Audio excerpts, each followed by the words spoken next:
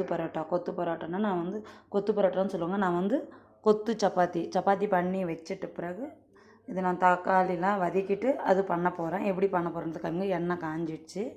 இப்போ நான் வந்து வெங்காயம் போட போகிறேன். வெங்காயம் கறிவேப்பிலை கட் பண்ணி வச்சுக்கிறேன். பொடிசாக பெருசு 2 வெங்காயம். அந்த அளவுக்கு நான் வந்து இப்போ பண்ணுறது வந்து 15 சப்பாத்திக்கு அந்த அளவுக்கு நான் எடுத்துருக்கிறேன். நீங்கள் எவ்வளோ சப்பாத்தி பண்ணுறீங்களோ அந்த அளவுக்கு நீங்கள் எடுத்தால் நல்லாயிருக்கும். இப்போ வெங்காயம் வந்து நல்லா வதங்கணும். வதங்கின பிறகு தக்காளி போடணும். தக்காளியும் பொடிசாக கட் பண்ணி வைக்கணும். என்னென்ன மசாலா போடுறேன்றது நான் உங்களுக்கு காமிக்கிறேன். எந்த அளவுக்கு வதங்கிருக்கு அந்த அளவுக்கு வதங்கணும். அப்போ தான் வந்து அது கெடாதுக்காக அதுமாரி வதக்கணும். நம்ம ஏற்கனவே சப்பாத்தியில் உப்பு போட்டுக்கிறதால நம்ம வந்து தேவையான அளவு கம்மியாக போட்டுக்கணும். உப்பு போட்டிருக்கிறேன். நான் 1 ஸ்பூனு காரப்பொடி போட்டிருக்கிறேன். 1/4 ஸ்பூனோட கம்மியாக போட்டிருக்கிறேன். மஞ்சள் பொடி, தனியா பொடி 1 ஸ்பூன் போட்டிருக்கிறேன் நான். அப்புறமா வந்து 1 ஸ்பூன் இஞ்சி பூண்டு பேஸ்ட் போட்டிருக்கிறேன். அடுத்தது வந்து நான் என்ன போடுறேன்னு பாருங்கள். தனியா பொடி மசாலா எல்லாமும் மிக்ஸ் பண்ணி பட்டை லவங்கெல்லாம் அரைச்சிது 1 ஸ்பூன் போடுறேன் நான். இது வந்து நம்ம மிக்ஸ் பண்ணி விடலாம். அடி பிடிக்கும். சிம்மில் வச்சுக்கணும், லாஸ்ட்டில் வைக்கக்கூடாது. இந்த அளவுக்கு நம்ம பண்ணிக்கணும். பண்ணிட்டா வந்து வெங்காயத்துலேயே வதக்கணும். அது ஒரு மாதிரி ஸ்மெல்லு நல்லாயிருக்கும், டேஸ்ட்டாக இருக்கும். சீக்கிரமாக சிம்மில் வச்சிடணும். இந்த அளவுக்கு சிம்மில் வச்சு வதக்காச்சு. இது வந்து சாட்டு மசாலா. நான் வந்து 1 ஸ்பூன் அளவுக்கு போட போகிறேன். 15 சப்பாத்தினா 1 ஸ்பூன் அளவுக்கு நான் போடுவேன். அப்போ தான் நல்லா இருக்குன்றதால இது வதங்கியாச்சு. எல்லாமும் மசாலா என்னென்ன போடணுமோ இதில் போட்டாச்சு. இது நல்லா வதக்கியாச்சு. வெங்காயமும் நல்லா கலர் வந்துடுச்சு. இந்த அளவுக்கு வதக்கணும். சீக்கிரமாக கெடாது. அதால் குழந்தைங்களுக்குலாம் ஏன்னா வெளியில் போனால் இதை செஞ்சு கொடுத்து அனுப்பலாம். கொத்து சப்பாத்தின்னுவான். ஹோட்டலுக்கெல்லாம் போனால் கொத்து பரோட்டானாங்க. நம்ம வீட்டிலே சேர்த்தலாம் கொத்து சப்பாத்தி.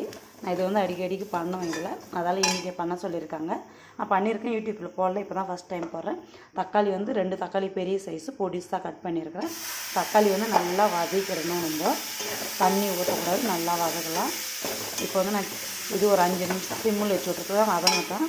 இப்போ வந்து நான் சப்பாத்தியை ரெடி பண்ணியாச்சு. சப்பாத்தி தேய்ச்சி வச்சுருக்கிறேன். இப்போ சப்பாத்தி சுட்டு அதுக்கு நம்ம போடணும். சுட சுட செஞ்சு அதில் போட்டால் நல்லாயிருக்கும். அப்படி பழைய சப்பாத்தி இருந்தாலும் அதையும் போடலாம், நம்ம ஒன்றும் பிரச்சனை இல்லை. இப்போ நான் சப்பாத்தி செஞ்சுட்டு அதில் எப்படி போடுறது நான் காமிக்கிறேன் உங்களுக்கு. இந்த அளவுக்கு வதங்கிடுச்சு.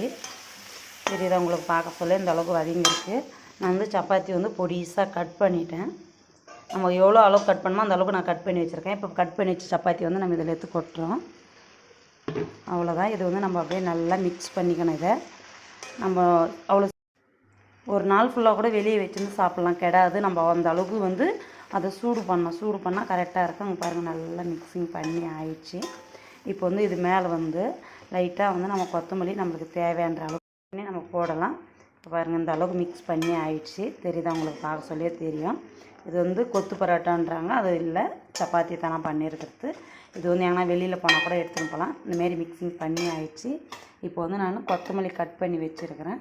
அந்த கொத்தமல்லி வந்து மேலே தூவி விடணும். இப்படி தூவிட்டு ஒரு 2 நிமிஷம் இப்படி தழுவி ஆஃப் பண்ணி வச்சிடணும். அவ்வளோதான். டேஸ்ட்டும் பார்க்கலாம் நம்ம எப்படி இருக்குதுன்றது. நம்மளுக்கு தேவையான அளவுக்கு உப்பு போட்டிருக்கலாம்.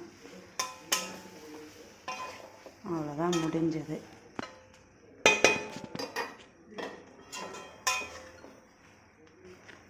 பார்க்குறதுக்கு எப்படி இருக்குது பாருங்கள். முட்டை கூட போடலாம் இதில். நாங்கள் வந்து இவங்க வந்து பிரியாணி முட்டை சாப்பிட மாட்டாங்க, அதெல்லாம் நான் முட்டை போடலை. உங்களுக்கு வேணால் நீங்கள் முட்டை போட்டுக்குங்க, ஒன்றும் பிரச்சனை இல்லை.